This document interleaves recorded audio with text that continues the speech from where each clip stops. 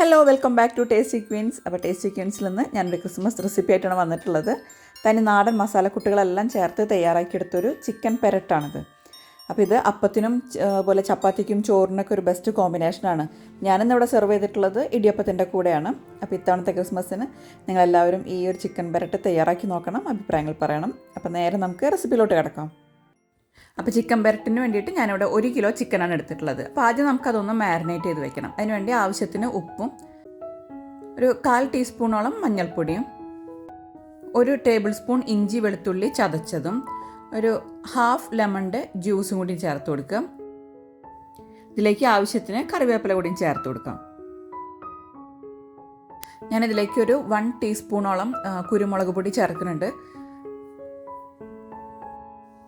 അപ്പോൾ ഇനി ഇത് കൈകൊണ്ട് നന്നായിട്ട് മിക്സ് ചെയ്തെടുക്കുക. ഇതിൻ്റെ ആ മസാലയെല്ലാം ചിക്കനിൽ നന്നായി പുരട്ടിയിട്ട് നമുക്കൊരു അരമണിക്കൂറോളം ഇതൊന്ന് മാരിനേറ്റ് ചെയ്തിട്ട് നമുക്ക് മാറ്റി വയ്ക്കണം.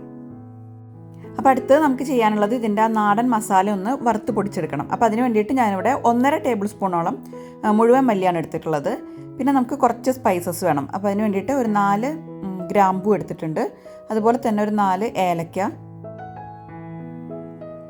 ഒരു ചെറിയ പീസ് ജാതിക്ക, 2 ചെറിയ സ്റ്റിക്ക് പട്ട, അതുപോലെ ഒരു ജാതിപത്രി, 1/2 ടീസ്പൂണോളം പെരിഞ്ജീരകം, പിന്നെ 1 ടേബിൾ സ്പൂണിലും കുറച്ച് കൂടുതലായിട്ട് കുരുമുളകും എടുത്തിട്ടുണ്ട്. അതുപോലെ ഒരു 4 വറ്റൽമുളകും എടുത്തിട്ടുണ്ട്. അപ്പോൾ ഇത് നമുക്ക് ആദ്യം ഒന്ന് ചൂടാക്കിയിട്ട് പൊടിച്ചെടുക്കണം. അപ്പോൾ ഇത് ഒരുപാട് സമയമൊന്നും ഇട്ട് മൂപ്പിച്ചെടുക്കരുത്, അപ്പോൾ അതിൻ്റെ കളറൊക്കെ മാറും. നമ്മളൊന്ന് ചെറുതായി ചൂടായി വരുമ്പോഴേക്കും സ്റ്റവ് ഓഫ് ചെയ്യുക. എന്നിട്ട് തണുത്തതിന് ശേഷം ഒന്ന് പൊടിച്ചെടുത്താൽ മതി. നമ്മൾ ഈ നാടൻ മസാലയൊക്കെ അരച്ച് ചേർക്കുമ്പോൾ കറിക്കൊരു നല്ല ഫ്ലേവർ ആയിരിക്കും. അപ്പം ഇനി നമുക്ക് ചിക്കൻ പെരട്ട് ഉണ്ടാക്കാൻ തുടങ്ങാം. ഞാനിവിടെ വെളിച്ചെണ്ണയിലാണ് ഉണ്ടാക്കുന്നത്. നാടൻ ഡിഷ് ആയതുകൊണ്ട് തന്നെ വെളിച്ചെണ്ണയിൽ ഉണ്ടാക്കിയാൽ ആ ടേസ്റ്റ് വരുള്ളൂ. അപ്പോൾ എണ്ണ ചൂടായി വരുമ്പോൾ നമുക്ക് ആദ്യം ഇതിലേക്ക് ഒരു 2-3 വറ്റൽമുളകൊന്ന് പൊട്ടിച്ചിട്ട് കൊടുക്കാം. അതിനുശേഷം ഇതിലേക്ക് ആവശ്യത്തിന് കറിവേപ്പില കൂടി ചേർത്ത് കൊടുത്തിട്ട് ഒന്ന് സോട്ട് ചെയ്തെടുക്കാം. ഇപ്പോൾ കറിവേപ്പിലയും വറ്റൽമുളകൊക്കെ ഒന്ന് ഫ്രൈ ആയി വന്നിട്ടുണ്ട്. അപ്പോൾ ഇനി ഇതിലേക്ക് നമുക്ക് 1 ടേബിൾ സ്പൂണോളം ഇഞ്ചി വെളുത്തുള്ളി ചതച്ചതാണ് ചേർത്ത് കൊടുക്കുന്നത്. നാളികേരക്കൊത്ത് ചേർത്ത് കൊടുക്കണമെന്നുണ്ടെങ്കിൽ ഈ ഒരു സമയത്ത് അതുകൂടിയും ചേർത്ത് കൊടുക്കാം. ഇഞ്ചി വെളുത്തുള്ളി നന്നായിട്ട് വാടി വന്നിട്ടുണ്ട്. ഇനി നമുക്ക് ഇതിലേക്ക് ഒരു 3 മീഡിയം സൈസ് സവാളയാണ് ഞാൻ എടുത്തിട്ടുള്ളത്. അപ്പോൾ അത് സ്ലൈസ് ചെയ്തതും കൂടിയും ചേർത്ത് കൊടുക്കാം. പിന്നെ ആ സവാള വാടാനുള്ള ഉപ്പ് ഞാൻ ചേർത്ത് കൊടുത്തിട്ടുണ്ട്. ഓൾറെഡി നമ്മൾ ചിക്കൻ മാരിനേറ്റ് ചെയ്ത് വയ്ക്കുമ്പോൾ ഉപ്പ് ചേർത്തിട്ടുണ്ട്. ഇപ്പോൾ സവാള വാടുന്ന ആ സമയം കൊണ്ട് നമ്മൾ നേരത്തെ എടുത്ത് വെച്ചിരുന്ന ആ സ്പൈസസ് ഉണ്ടല്ലോ, അത് തണുത്തിട്ടുണ്ട്.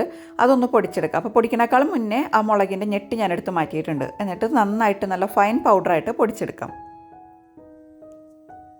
ഇപ്പോൾ ആ സവാള നന്നായിട്ട് വാടി വരുന്നുണ്ട്. അതിലേക്ക് ഞാനൊരു 1/4 ടീസ്പൂണോളം മഞ്ഞൾപ്പൊടി കൂടിയും ചേർത്ത് കൊടുക്കുകയാണ്. എന്നിട്ട് നന്നായിട്ട് മിക്സ് ചെയ്തെടുക്കാം. ഇപ്പോൾ സവാള നന്നായിട്ട് വാടിയതിന് ശേഷം നമുക്ക് ഒരു ചെറിയ തക്കാളി കൂടിയും ചേർത്ത് കൊടുക്കാം. അപ്പോൾ ഓൾറെഡി നമ്മൾ ഒരു 1/2 ലെമണിൻ്റെ ജ്യൂസ് ചിക്കനിൽ ചേർത്തതാണ്. അപ്പോൾ അതുകൊണ്ട് തക്കാളി അധികം ചേർക്കണമെന്നില്ല. ഞാനൊരു ചെറിയ തക്കാളിയെ ചേർത്ത് കൊടുത്തിട്ടുള്ളൂ. ഇപ്പോൾ തക്കാളിയും അതുപോലെ സവാളയൊക്കെ നന്നായിട്ട് വാടി വന്നിട്ടുണ്ട്. നമ്മൾ നേരത്തെ മാരിനേറ്റ് ചെയ്ത് വെച്ചിരുന്ന ചിക്കൻ ഇതിലേക്ക് ചേർത്ത് കൊടുക്കാം. അപ്പോൾ ചിക്കൻ ചേർത്തതിന് ശേഷം നമ്മളിതുപോലെ നന്നായിട്ടൊന്ന് മിക്സ് ചെയ്തെടുക്കുക. അതിനുശേഷം നമുക്കിതൊന്ന് കവർ ചെയ്തിട്ട് കുക്ക് ചെയ്യാം. അപ്പോൾ ആ ചിക്കനിൽ നിന്ന് തന്നെ വെള്ളം ഇറങ്ങി വരുമല്ലോ. ഇതിൻ്റെ ഇടയ്ക്കൊന്ന് തുറന്നിട്ട് ഇതൊന്ന് മിക്സ് ചെയ്ത് കൊടുക്കണം. കണ്ടില്ലേ, ചിക്കനിൽ നല്ല നന്നായിട്ട് വെള്ളമിറങ്ങി വന്നിട്ടുണ്ട്. അപ്പോൾ ചിക്കൻ ഏകദേശം ഒരു 1/2 കുക്ക് ആവുന്ന സമയത്ത് നമ്മൾ നേരത്തെ പൊടിച്ച് വെച്ചിരുന്ന മസാലപ്പൊടികൾ ഇതിലേക്ക് ചേർത്ത് കൊടുക്കാം. ഇതിലേക്ക് നമ്മൾ വേറെ മസാലപ്പൊടികളൊന്നും ചേർത്ത് കൊടുക്കണില്ല. നമ്മൾ ഈ ഫ്രഷ് ആയിട്ട് പൊടിച്ചെടുത്ത ഈ ഒരു മസാലക്കൂട്ട് മാത്രമേ ചേർത്ത് കൊടുക്കണുള്ളൂ. അപ്പോൾ ഇങ്ങനെ ചെയ്യുന്ന സമയത്ത് കറിക്ക് നല്ല ടേസ്റ്റ് ആയിരിക്കും. ഇനി ഈ മസാലയെല്ലാം ചിക്കനിലേക്ക് നന്നായിട്ട് മിക്സ് ചെയ്ത് കൊടുക്കണം. ഇനിയിപ്പം നമ്മൾ നേരത്തെ മസാല പൊടിച്ച മിക്സിയിലേക്ക് ഒരു സ്വല്പം വെള്ളം ഒഴിച്ചിട്ട് ഞാൻ അതുകൂടി ഒന്ന് ഇതിലേക്ക് ഒഴിച്ചു കൊടുക്കുന്നുണ്ട്. ഇതിനകത്ത് വേറെ എക്സ്ട്രാ വെള്ളമൊന്നും നമ്മൾ ചേർക്കണില്ല. ആകെ ഈ ഒരു സ്വല്പം വെള്ളം മാത്രമേ ചേർത്ത് കൊടുത്തിട്ടുള്ളൂ. അപ്പോൾ ഈ മസാലയെല്ലാം നന്നായിട്ട് മിക്സ് ചെയ്തതിന് ശേഷം നമ്മളിത് വീണ്ടും കവർ ചെയ്തിട്ടാണ് കുക്ക് ചെയ്യുന്നത്. അപ്പോൾ ഇനി ഇതിലേക്ക് നമുക്ക് ഒരു സവാള കൂടിയും വറുത്ത് ചേർക്കാനുണ്ട്. അതിന് വേണ്ടിയിട്ട് ഞാൻ ഒരു ചെറിയ സവാള വളരെ തിൻ സ്ലൈസസ് ആയിട്ട് കട്ട് ചെയ്തിട്ട് ഇതുപോലെ നന്നായിട്ട് വറുത്തെടുത്തിട്ടുണ്ട്. അപ്പം നമ്മുടെ കറി നന്നായിട്ട് കുറുകി വന്നിട്ടുണ്ട്. എൻ്റെ ഗ്രേവിയെല്ലാം നന്നായിട്ട് നല്ല എണ്ണം കുറുകിയിട്ടുണ്ട്. അപ്പോൾ ഇതിലേക്ക് ഞാനിനി വറുത്ത് വെച്ചിരിക്കുന്ന സവാള ചേർത്ത് കൊടുക്കുകയാണ്. ഈ സവാള വറുത്ത് ചേർക്കുമ്പോൾ കറിക്ക് നല്ല ടേസ്റ്റാണ് കേട്ടോ. അപ്പോൾ ഈ പെരളനിൽ ഗ്രേവി ഒരുപാട് ഉണ്ടായിരിക്കില്ല. നമ്മൾ ആ മസാലയെല്ലാം നല്ല തിക്കായിട്ടാണ് എടുക്കുക. അപ്പോൾ മസാല ഇതുപോലെ നന്നായിട്ട് കുറുകി വന്നതിന് ശേഷം നമ്മളിതിലേക്ക് കുറച്ച് കറിവേപ്പില കൂടിയും ചേർത്തിട്ട് ഫ്ലെയിം ഓഫ് ചെയ്യാം.